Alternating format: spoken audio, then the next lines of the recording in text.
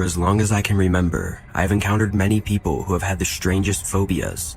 Some are afraid of pets, others are afraid of people, and some are even afraid of the color yellow.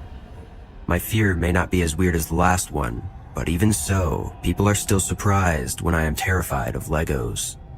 I can't describe how much I am repulsed by them.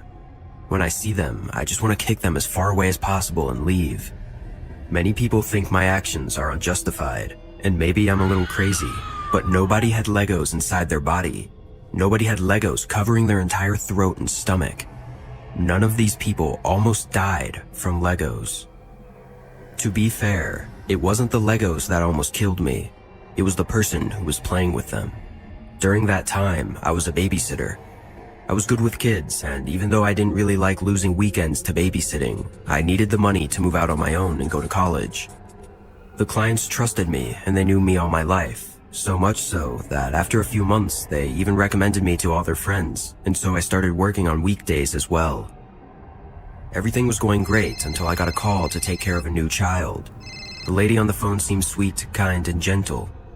She told me that she and her husband didn't need to go anywhere, but because their son was taking up so much effort and energy, they needed to have an afternoon off, even if it was just to watch a movie at home. They also told me that the neighbor across the street, Mrs. Gloria, recommended me. They lived a few blocks away, but I needed to work, so I went. I thought about bothering Mrs. Gloria before going, as I wanted to know all about that couple that had called me, but it was 7 a.m. and I didn't want to bother her. I rode my bike to the elderly family's house. When I arrived, I looked it up and down. It looked like a normal house, not very striking or special in any way, like the kind of houses I usually visit. I was about to enter, but a lady stopped me from behind, grabbing my shoulder and speaking to me. You must be Chiara, right? Oh yes, I'm sorry, you startled me. Nice to meet you. You're Mrs. Thompson, right? Dear, call me Lois. Of course. Nice house, Mrs. Lois. Did I give you the address of this house? I'm sorry. I live in the house across the street. When I turned around, I saw the lady's house. It was really huge and in perfect condition. I could tell she had a lot of money and a very good taste. Normally, I wouldn't go in her house because she had given me the wrong address. It seemed a little suspicious, but maybe it was my teenage innocence or my need for money, but I ended up trusting her and going to the house. As I entered the house, her husband, who looked the same age as her, welcomed me with open arms. You must be Gloria's neighbor. Nice to meet you. My name is Al. Nice to meet you, Mr. Al. My name is Chiara. I know.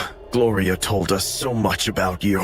It's good to have someone we can trust to take care of little Ed. They both walked me through the huge house to the boy's room. As soon as they opened the door, a little boy was on his back, kneeling against the wall. Trying to make a good impression, I went over to greet him. Hello, little Edward. My name is Chiara. A pleasure to... When I touched his back, the boy fell down and made a thud against the floor. This was not a child. It was a plastic doll. Ed, it was very hard to find her. Take good care of your new babysitter because she will be the last one this year. You understand? Who are you? Oh! Behind me stood the real Ed. This was a huge adult, over 40 years old. He was almost 6 feet tall, and his body was large and deformed. He was wearing a bib and diapers. Yes, Mom. Yes, Dad. I'll take care of her. I'm sorry, but I don't think I can take care of... And before I finished, they closed the door and locked it. Edward looked at me with innocent and terrifying eyes, while drool was falling from his mouth. Are you my new toy? No, I'm not a toy. I'm a babysitter, and you must listen to me. Do you understand? Look, Daddy bought me a huge bag of Legos. Do you want to play? We will play later, but now I have to talk to Mom and Dad, and then I'll come back. Understand? No! I want to play now! Furious, the man dressed up as a boy jumped violently at me. While grabbing my head with one hand, he used the other to rub Legos in my face. They were just toys, but they hurt like hell.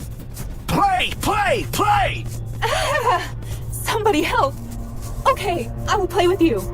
Suddenly, the man stopped and gave me a big smile. Yes! Let's play the food game! Yes, sure. For the moment, I had no choice but to play along. I had some pepper spray stashed away. I could use it to escape, but I had to be cautious. As Ed threw Legos at a toy plate, I slowly approached my bag. I noticed that there was a moving camera in the corner of the room. They were probably spying on us, so I had to be careful. Here's the food! Enjoy it! Thank you, Ed. This is delicious, Ed. Did you cook it? Dummy, you're not eating! I'll help you! No! With enormous violence, Ed jumped at me again. With one hand, he grabbed my hair, and with the other, he started shoving Legos into my mouth. Ed, you're hurting me. You must eat! So you'll grow up to be a big, strong girl! Eat or there'll be no dessert! His gaze was totally lost. He had gone totally crazy from 1 second to the next. I closed my mouth as hard as I could, but that was the only thing I managed to do, as Edward opened my mouth with his huge hands and full of Legos almost shoved it down my throat. I wanted to vomit, but I had no room for anything.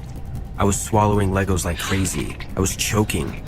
I was having a hard time breathing in, and in the act of desperation, I kicked Edward, who let go of me and started crying. You're so mean! I just wanted to feed you! The kick wasn't even that hard. I looked at him, confused, as he spat the Legos from the floor. Suddenly the door opened, and angrily, Al came to the rescue of his son Edward while his wife came at me with a knife.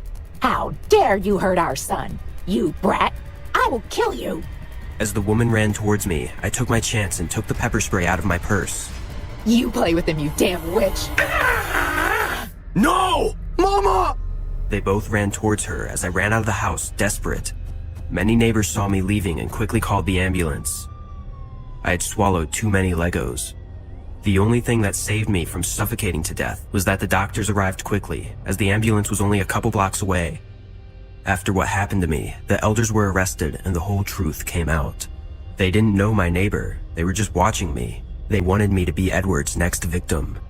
These two people were not his real parents. He had been kidnapped when he was still a teenager, and from then on, they took care of him as if he were their own.